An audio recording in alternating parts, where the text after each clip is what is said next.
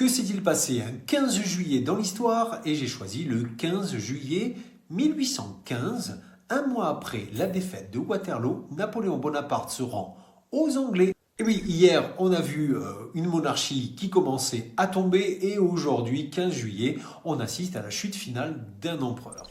On est donc le 15 juillet 1815. On est moins d'un mois après la terrible défaite napoléonienne à Waterloo et Napoléon a abdiqué une seconde fois. Il n'est plus empereur, c'est un fugitif. Il est réfugié alors à Rochefort sur la côte atlantique et son plan est de s'exiler aux États-Unis. Mais il y a un problème, et il y a un gros problème. C'est que la marine britannique bloque alors tous les ports. C'est un blocus, impossible alors de passer. Et pendant plusieurs jours, Napoléon hésite.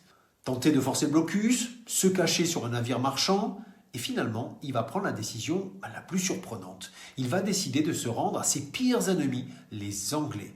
Le matin du 15 juillet, il enfile son célèbre uniforme vert de chasseur de la garde et embarque sur une petite navette qui le mène au navire anglais, le Bel Ronfant.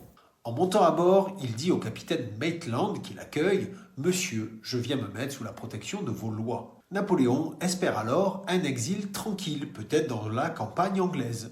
Il se voit donc comme un hôte et non pas comme un prisonnier. Mais là, Napoléon commet une grosse erreur. Parce que pour les Anglais, il est le perturbateur du repos du monde. Et ils ne vont prendre aucun risque. Ils ne le laisseront même pas poser le pied en Angleterre et ils vont l'envoyer dans l'endroit peut-être le plus isolé possible, une petite île perdue au milieu de l'Atlantique Sud, Sainte-Hélène.